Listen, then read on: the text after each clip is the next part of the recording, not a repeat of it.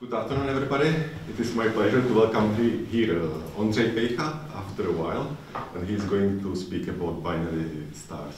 So, okay, thank you very much. It's great to be here. I made it despite trains and delays and other things, but I made it on time, and I'm very excited to tell you about work that I've been doing in approximately the past 10 years. That concerns with binary stars and outbursts that they can produce.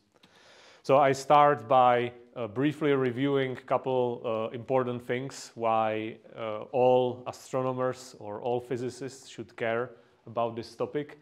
And I will start by just briefly saying why are stars important in the universe. So stars, and especially massive stars, are a site where new elements are forged, and the explosions of stars then spread these new elements into the surroundings.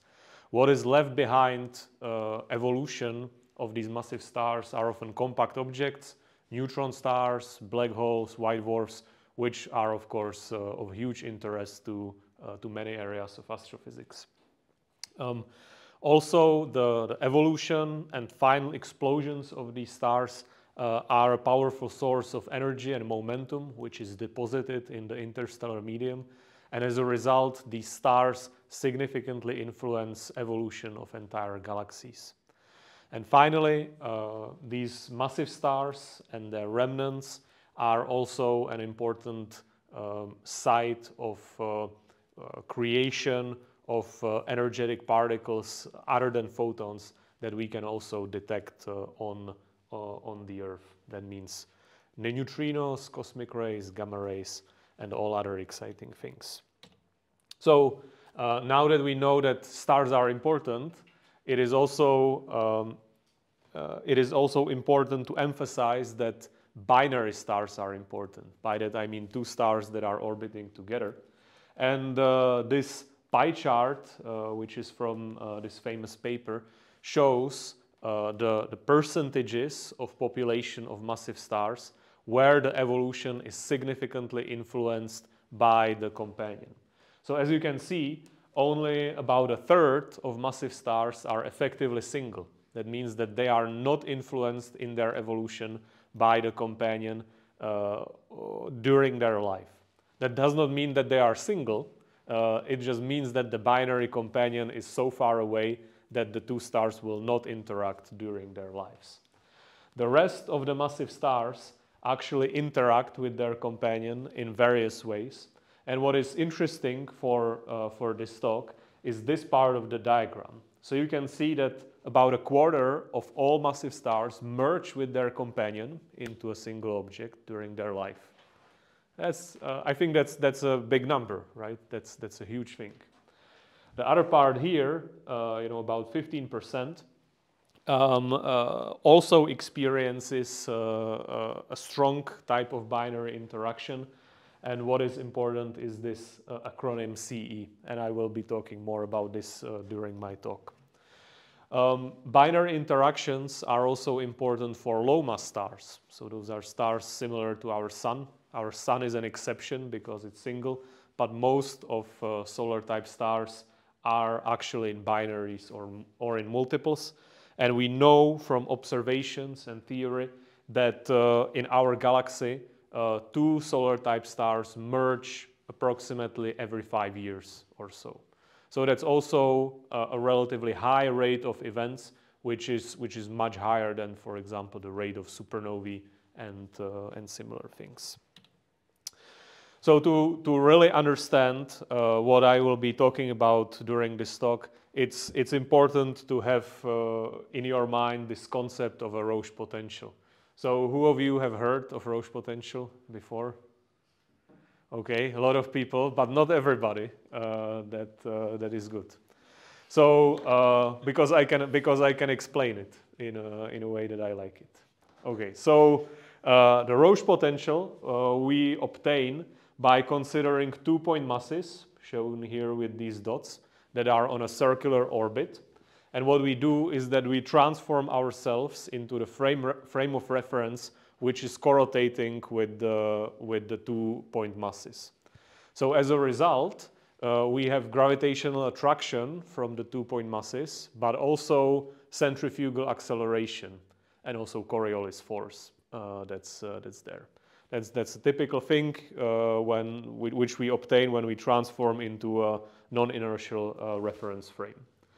And we can combine the gravitational attraction of the two bodies and the centrifugal acceleration into a single potential that's called the Roche potential.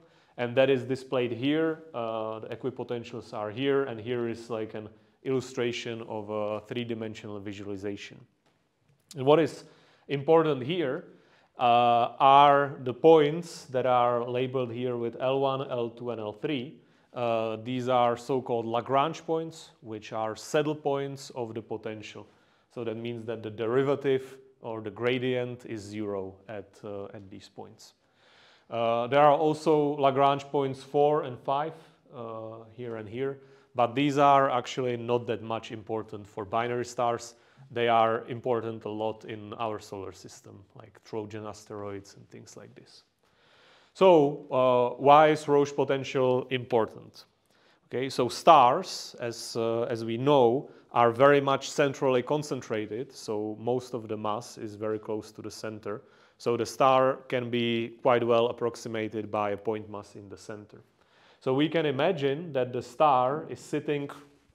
This is actually a touch screen. That was a surprise, but maybe I will use it to my advantage later. Okay, so you can imagine that we put a star inside this this potential, and the star is sitting there inside what is called a Roche lobe. So that's this area where the gravitational attraction of one of the bodies dominates. But what happens to stars is that they evolve, right? Like our sun evolves, and typically evolution is accompanied by expansion of the star. So when the star starts expanding, it fills its Roche lobe and it starts touching this L1 point. And what can happen in this situation, or the way to think about this, is that you can imagine, looking at this three-dimensional picture here, is that if you are really skilled, you could craft yourself a bathtub in this shape, right, and in your garden, and you would be filling water in one of these holes, right?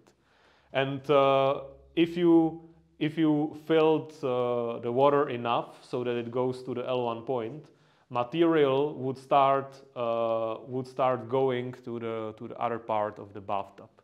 So as a result, we get mass transfer, right? Gas can be transferred from one of these stars to the other one through these Lagrange points. Eventually, you can also imagine that you can have two stars that expand so much that their surface starts touching this L2 surface, and as a result, material will leak out of the binary star completely, right? That would be just leaving here away from the bathtub. So that's what the James Webb Telescope is, L2? Yes. In sort of the binary system of Sun, Earth, the James Webb is at L2. But as you can see, L2 is not a stable point, right? It's kind of metastable, so it will not stay there forever without help.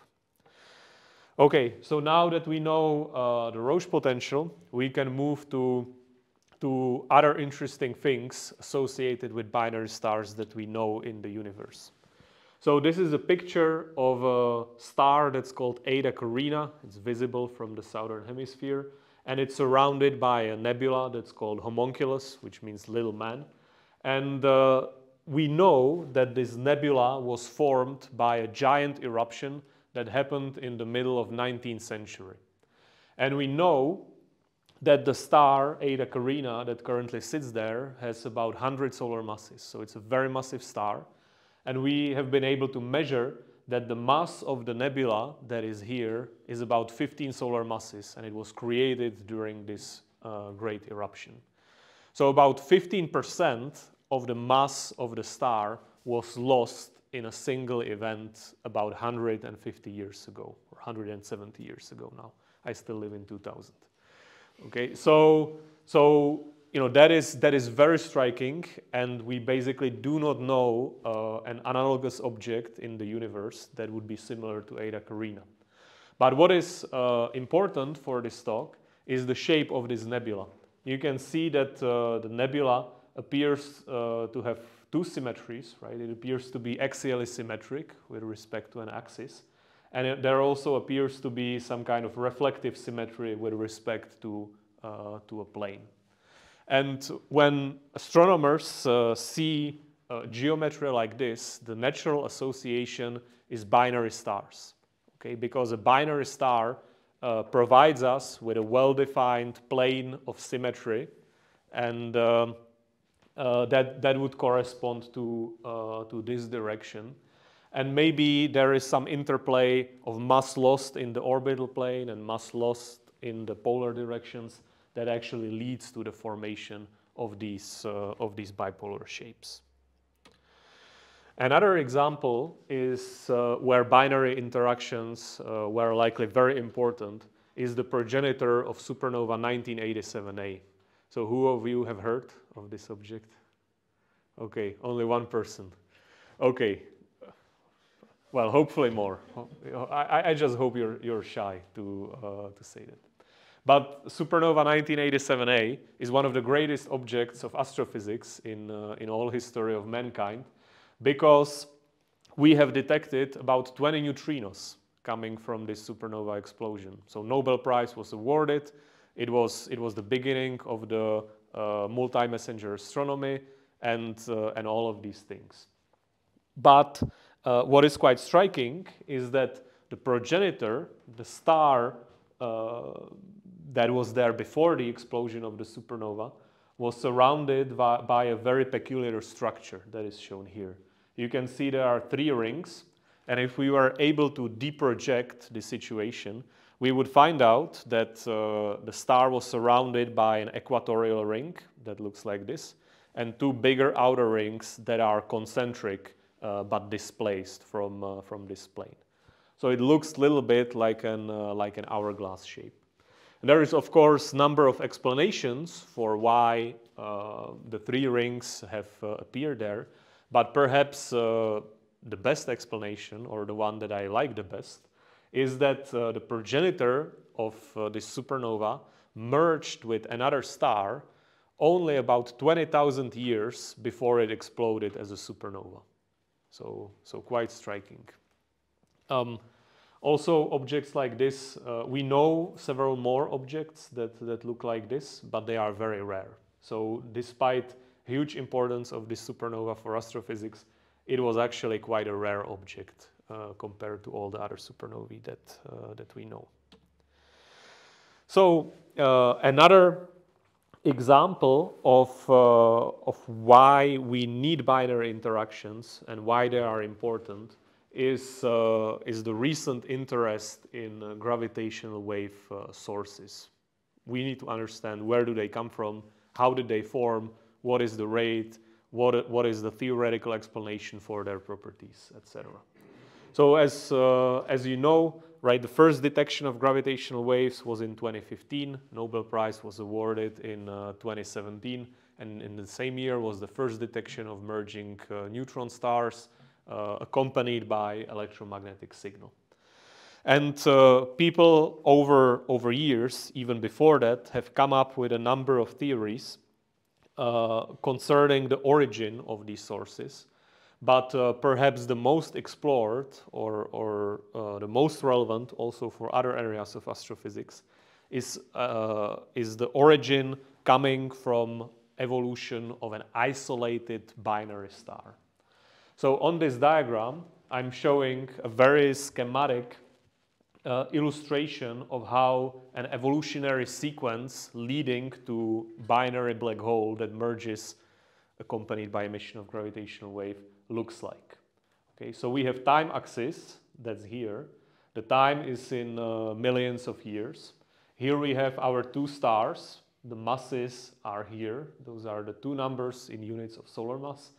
Here is a separation in solar radii, and here is eccentricity. But eccentricity is actually not important here at all. So in order to make two black holes, each of which is about 30 solar masses, we need to start with two stars that are way more massive. Here it says 96 and 60 solar masses, very massive stars.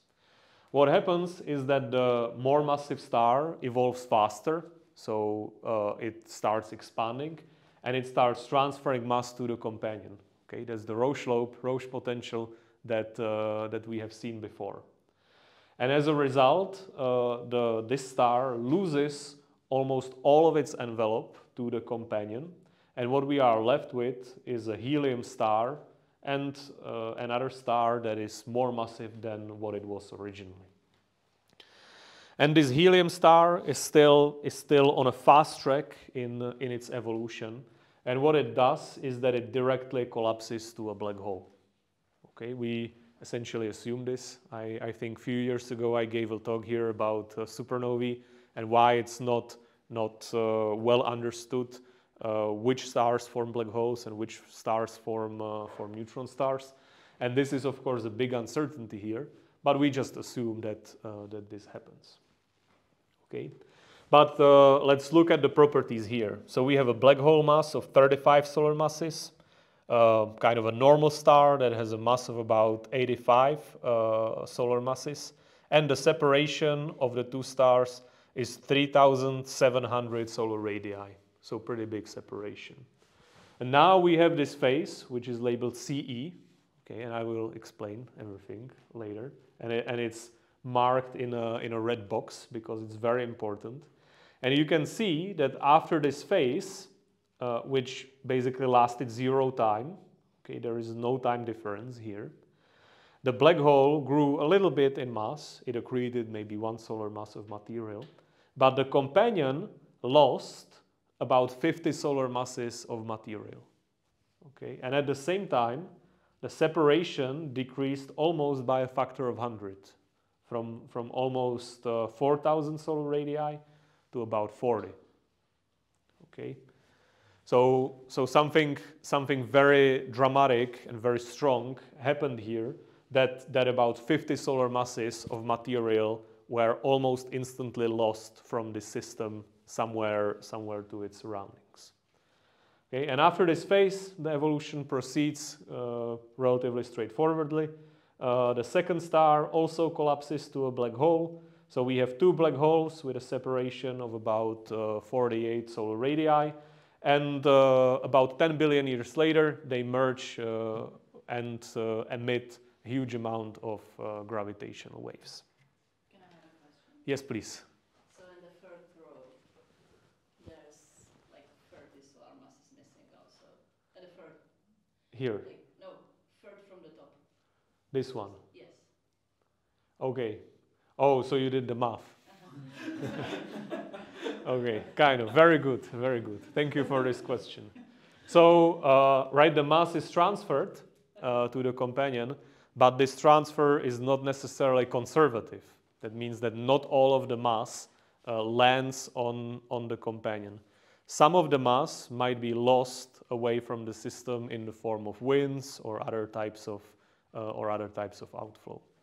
And you know that how much mass is lost in this way is of course free parameter of these models, which is of course important for understanding how these systems evolve. Okay, so why is this CE in a red box? The reason is that it's actually fundamental for the formation of the two black holes that can merge within the age of the universe.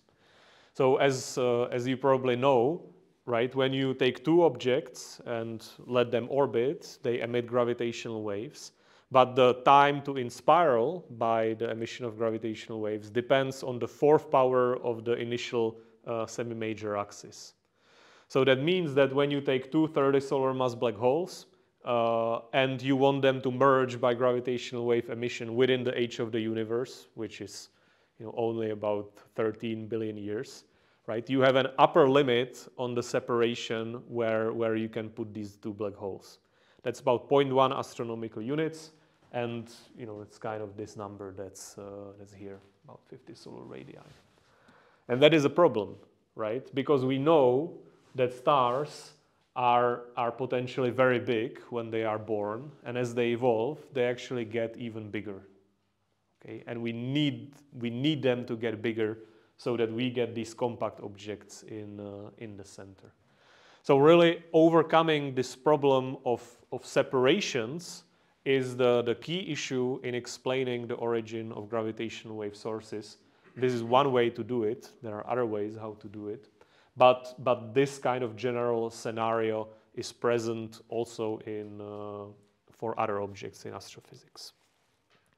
And speaking about that, right, this common envelope evolution, kind of thinking about it more generally, takes a binary star where one star is kind of normal and the other star is evolved, and then common envelope evolution happens, and either we end up with a closed binary where the other star has lost its envelope and we only have the core, or the two stars actually merge into a single object, which can be pretty weird.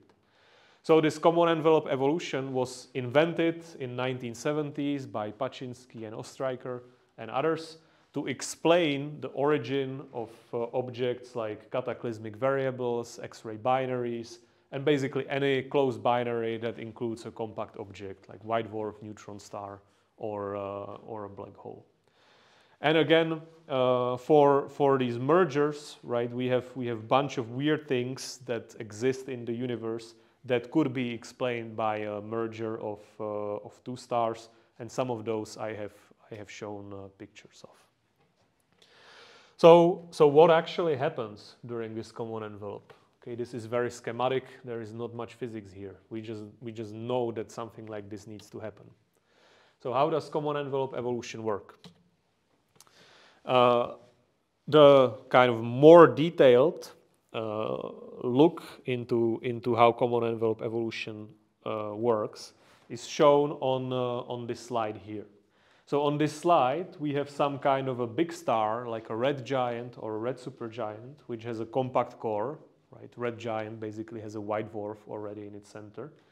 And then a companion enters into this star.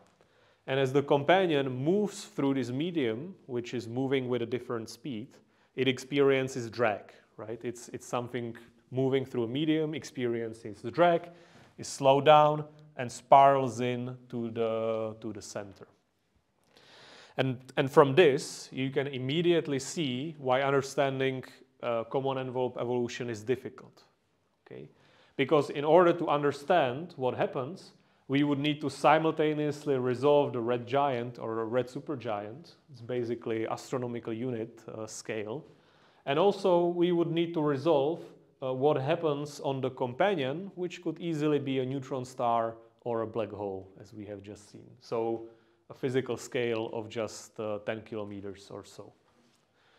Okay, so there is a huge range of scales that we should resolve, which makes this problem difficult. And it's actually, this common envelope evolution is the major unsolved phase of binary star evolution. So, okay, when this happens and the companion spirals in, what happens next? What happens is that the two cores come closer together and the envelope flies away. And people typically explain the ideas about this using this equation, which is essentially energy conservation. So what we think is that this common envelope evolution happens so fast that energy is conserved during this process, that it's not lost in radiation or in other processes. So we can write this simple energy conservation, where here we have binding energy of the envelope of the star, and here we have difference of orbital energies. So orbital energy of the binary before the interaction and after the interaction. Okay? And the difference in these two orbital energies should be high enough to unbind the envelope of the binary star. And of course, we do not understand everything, so we put a nice alpha in front, which parameterizes everything that we don't understand about this situation. So, I find this equation very funny because I can actually explain to you what it means, and it's kind of straightforward, right? It's energy conservation. But at the same time, it's something that you would put in a textbook, but at the same time, it's a state of the art. Okay, so this equation is really what's inside binary population synthesis codes that predict rates of events for LIGO, right? And what is the basis for us actually having hope to detect these events. And it turns out that there is this value of alpha is actually one of the major sources of uncertainty in the predicted rates of gravitational wave events. If you vary this alpha within some range, right, you can get this huge range of several orders of magnitude in the rates of gravitational wave events. What is also interesting is that, right, normally you would think that this alpha has to be smaller than 1, right? Like that makes sense. But for some binary stars, you would actually require alpha higher than 1, which is very weird, right? How could this happen? Okay, so that was this equation. But what about looking at this in more detail? Like still zooming in on what happens. So what we can do is that we can divide this common envelope evolution into stages based on time. So here I'm plotting a time axis, which has a 0 point that's defined at the moment when the interaction is strongest. Okay, and I will explain in a little bit what this exactly means. And before, we count time basically in orbital periods of the binary, and afterwards we count time in some kind of dynamical time scales or orbital periods of whatever is left behind. And what is important about this is that this time axis is logarithmic. Okay, so it covers a huge amount of time before and a huge amount of time after the strongest moment of dynamical interaction. So people normally split common envelope evolution into these stages, right? We start with a normal binary star, and then something happens to the binary star so that one of the spin of at least one of the stars loses corrotation with the orbit, right? Only in this way, right, the companion that comes in can experience drag and can spiral in, right? So first is a loss of corrotation. Second is something that's called plunge-in, where the companion falls to the center. And after that is something that's called self-regulated spiral-in. It's a very mysterious name, but I will show you in just a little bit that our recent work with Damien Gagnier shows that just this name is wrong. Okay, there is no self-regulation needed. And when this is done, the system just kind of cools down and settles into a normal state. So, what kind of theoretical tools can we use to describe or understand common envelope evolution? So, one obvious choice is one-dimensional stellar evolution, like the usual codes that we use to describe stars and that we can use to follow their evolution over billions of years. Okay, these codes are very good in understanding what happens at very early stages or what happens very late, but they are not very good in describing what happens in between. For the strongest parts of the interaction, we can use multidimensional hydrodynamics. There are many codes that do this, but these codes are typically limited by the size of the time step that they can take, right? So how many of you have heard about the CFL condition? Okay, good. One person, very nice. So CFL condition means that you have a grid of cells, and the cells communicate with each other essentially by sending sound waves. So the numerical scheme, or most of the numerical schemes, are stable only if within one time step only two adjacent cells communicate by these sound waves. So that sets a limit on how big time step you can make, which is size of your cell divided by the sound speed. And that can get actually very small because sound speed depends on temperature and stars in their centers are very hot. Okay, and with supercomputers we can take only a limited number of time steps. So that really limits the amount of time here which we can describe with this multidimensional hydrodynamics. But what about these stages in between? Okay, where are these question marks? We really don't have good tools to describe what is happening. But you see that is a problem, right? Because initial conditions for this, right, depend on what happens here, and initial conditions for this depend on what happens here, here, here, and here, right? So that's another reason why this common envelope evolution is very hard to understand. This range of timescales and lack of tools to capture this. So what about observations? For a few decades, basically since 1970s, we have learned about common envelope evolution by looking at populations of binary stars before this interaction and after this interaction. And by comparing these populations, we have tried to learn more about what happens in between. For example, by constraining this value of alpha that I showed in the equation before. But in the past 10 or 15 years, there was actually a big breakthrough in observations. And that's now we actually can observe brightenings of binary stars that are associated with the strongest dynamical interaction of the binary that happens there. And also, by observing these transients, we can study them for a long time. So we can have a look at the remnants right here. And the age of these remnants ranges from just few years to few decades. And there is one that is potentially about 300 years old. So we already have quite a lot to learn from this. So what about the rest of my talk? I will focus on this area of the diagram, and I will focus primarily on this loss of corotation and this self-regulated spiraling, which are the two phases that are least investigated by theorists. The reason for this is that we don't really have good tools to understand these two phases.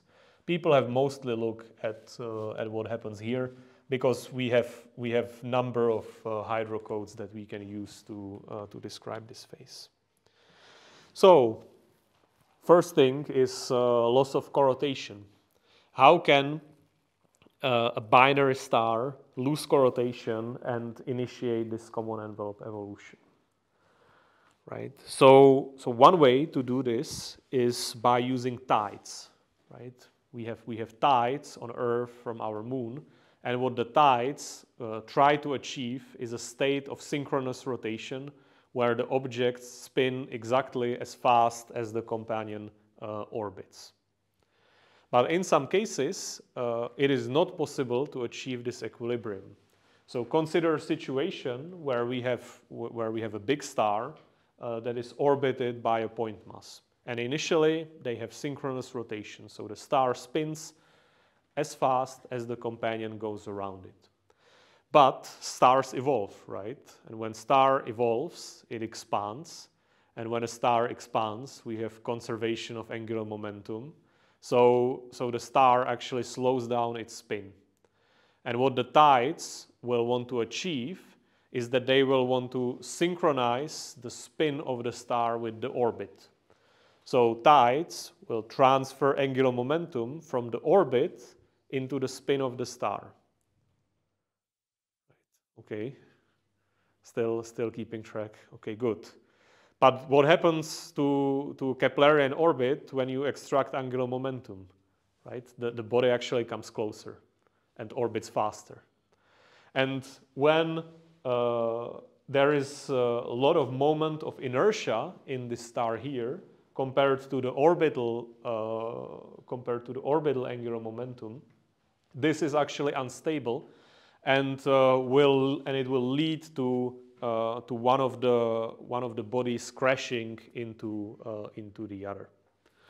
And this will not happen for our moon, right? Our moon will be stabilized. But you might have heard about the two moons of Mars, Phobos and Deimos. And Phobos will eventually crash into Mars, and Deimos will fly away. So this is a kind of a manifestation of this instability. So we have this tidal instability that's named after Darwin.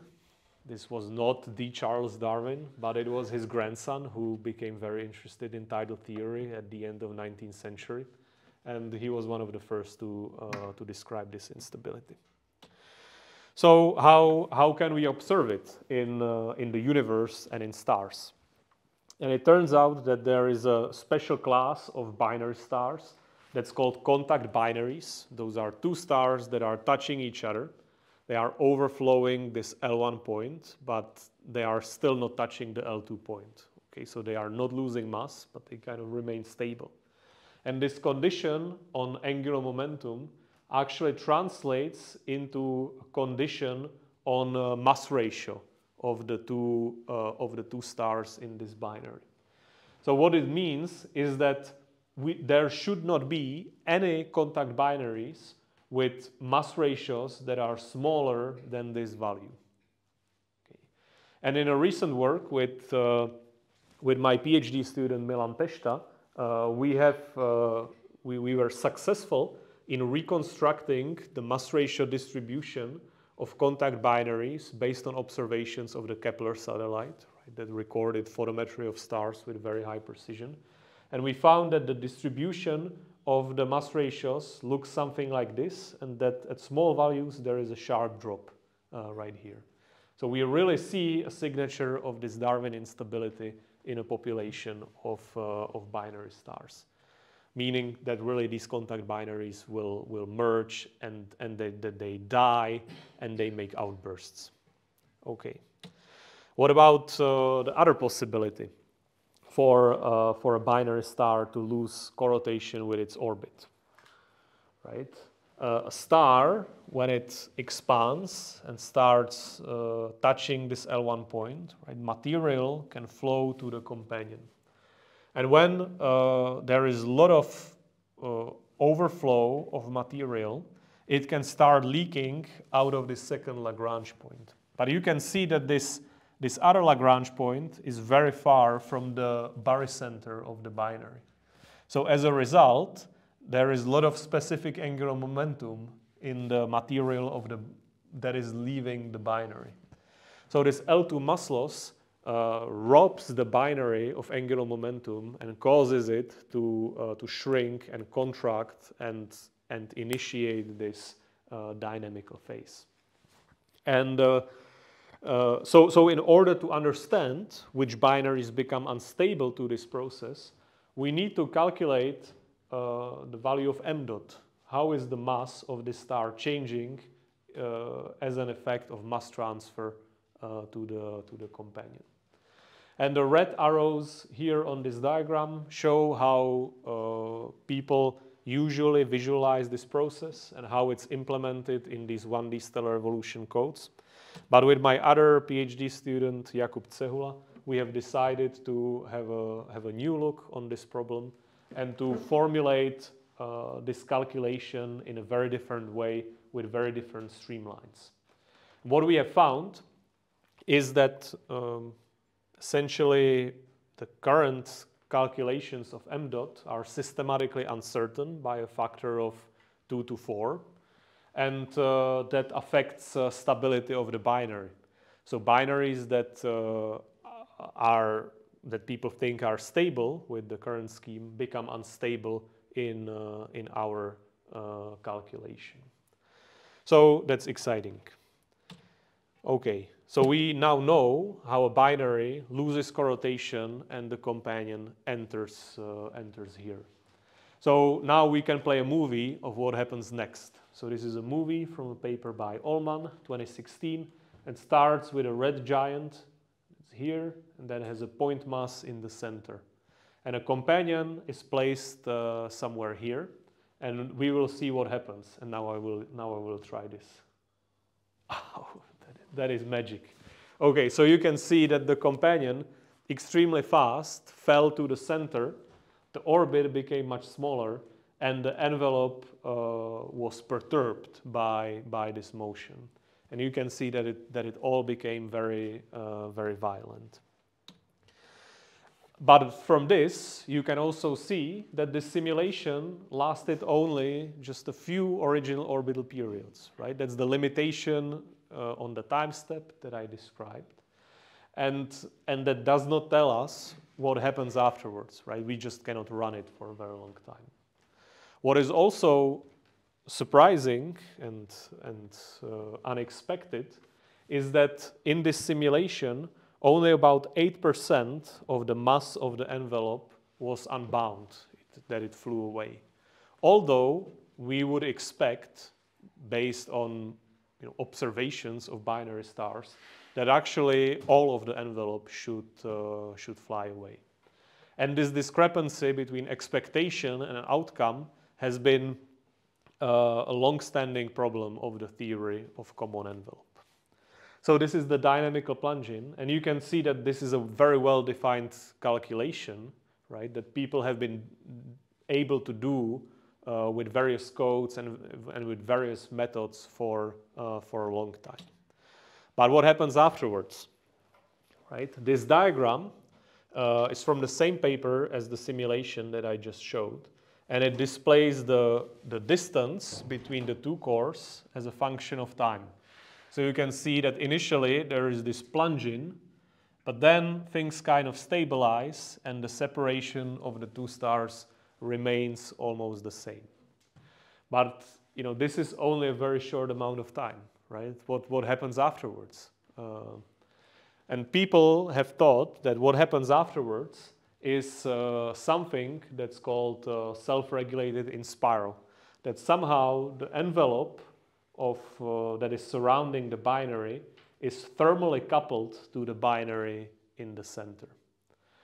And as I explained, we do not really have good tools to describe this coupling and what happens next. So this phase has been mostly unexplored.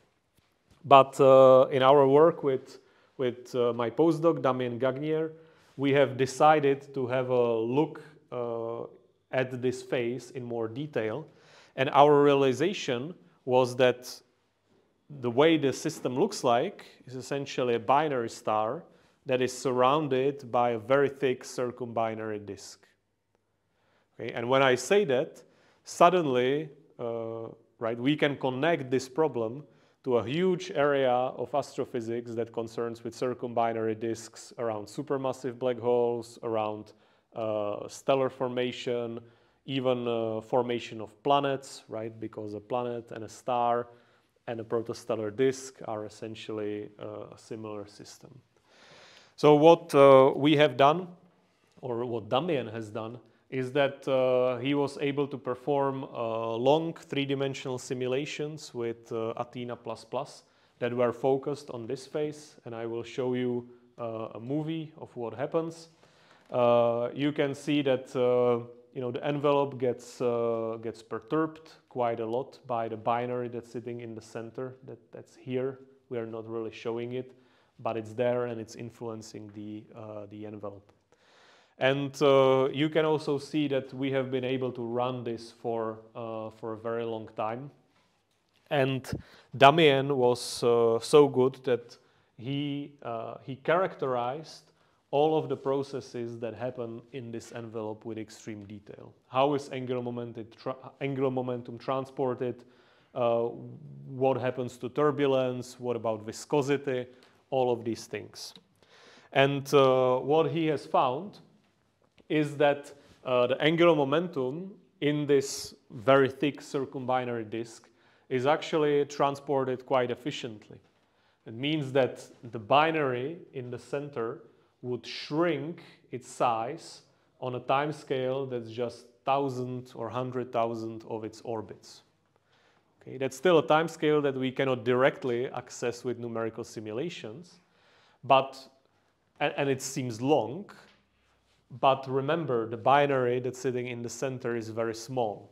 So this time scale actually might be relatively short compared to the time scale of the entire envelope or the entire disk.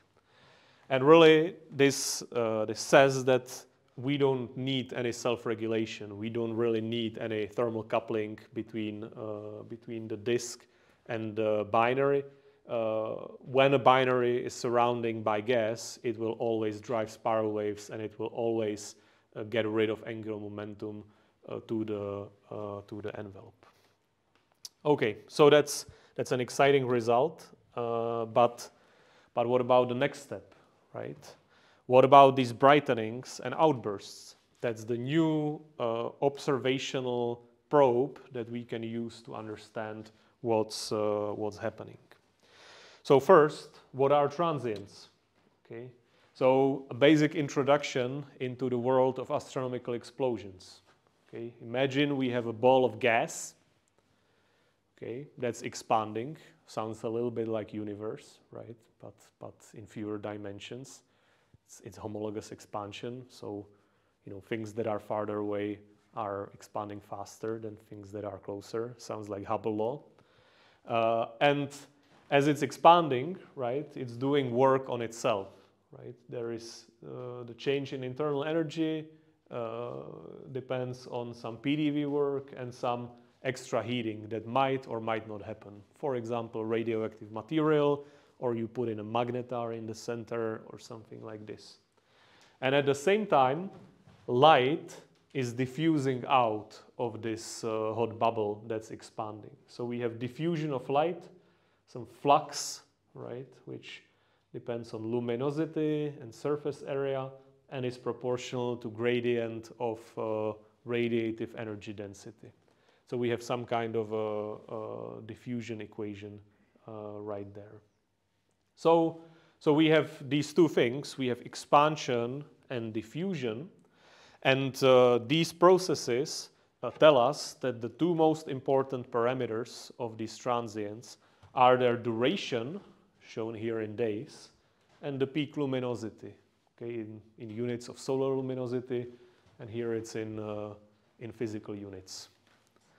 Okay, it's in CGS, so 1 erg is 10 to minus 7 joules. And in this diagram, I'm showing a number of types of transients or outbursts that we know in astrophysics, right? Dwarf novae, classical novae, core collapse supernovae, thermonuclear supernovae. Those are well known, but we also have a bunch of other things that are just out there. We now know a lot of weird supernova explosions, but we also now know a lot of objects that sit in various gaps between these types of transients.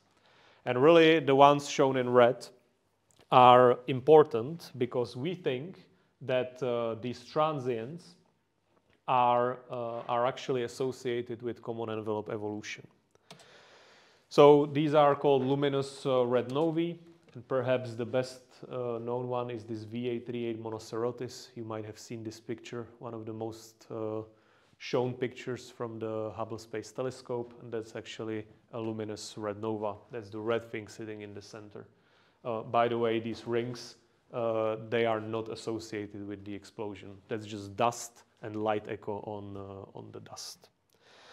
But really, I would say the most important object of this class is not this one, V838 Monocerotis, but it's this one, V1309 Scorpii. Okay, and I would argue that this is an object as important as supernova 1987A. Okay, maybe a little bit less, but still very important. And probably you have not heard about it. Am I right?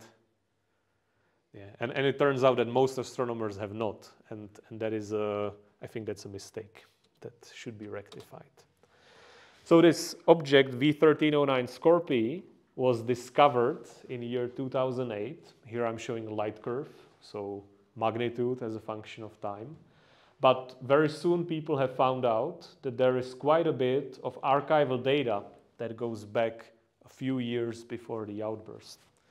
And what you can see here is that there is some scatter, but that turns out to be a short period variability, which I will describe in a moment. And then we have a very slow rise to the maximum.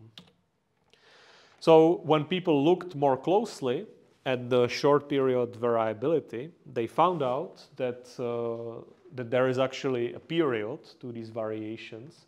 And when they phased the data with respect to this period, they found that initially it was these two humps, and it slowly morphed into a single hump curve. Okay. Why is that? I will show you a movie in just a little bit. But what was even more striking was when they plotted this period as a function of time. And period in this case means orbital period of the binary. And you can see that in these 6 years, the orbital period of the binary decreased by about 2 or 3%. It might not seem like much, but in the world of binary stars, this is by many orders of magnitude the highest ever recorded orbital period change. The only objects that have higher period change are the LIGO sources, right, where we can trace with gravitational waves the two objects coming closer together. So how do we explain this?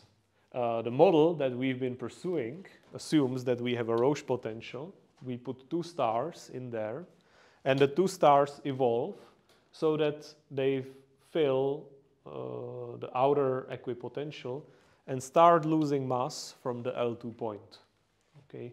When that happens, the material comes out in a form of a spiral. You know, it was called garden sprinkle spiral. You can imagine, right, very visually how that works. And we have investigated this model in a big detail. So here I will show you a movie which shows the binary star as it's losing mass from L2 as the Maslow's rate increases. And here at the bottom is the... Okay, maybe now I need to intervene. Okay. And you can see, right, that the spiral is there. And as the Maslow's rate increases, we see the binary in the center worse and worse. And the light curve gradually transitions from a double hump curve to a single hump curve. And eventually what happens is that we stop seeing the binary altogether, and the binary merges into a single object. And when that happens, I can show you what happens in this movie, which shows here shows density, temperature, and this is looking to the orbital plane from the top, here and here. And this is in cylindrical coordinates. So this is height above the orbital plane, and this is distance in the orbital plane. And we start with some distribution of mass that was put there by the Maslow's from the L2 point. And then there is a deposition of energy as the two stars merge in the center. So what happens is that, as expected, somewhat, the material is free to expand in the polar direction, but in the orbital plane, it collides with whatever was there before. Oop. Okay, now something happened, weird. Did you see the movie? I hope so.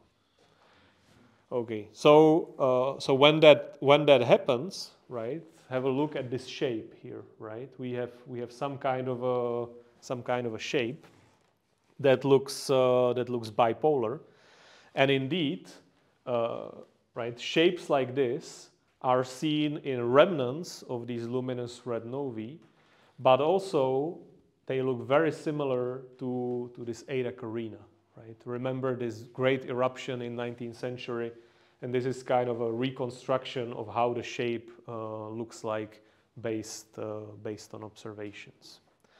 So this is quite exciting, and allows me to conclude this talk with a summary where I hope that I've convinced you that binary stars are very exciting, that it's a very topical research in astronomy because of all of its connections to massive stars and gravitational wave sources, and that now we have new observations and new theoretical avenues to pursue for this problem.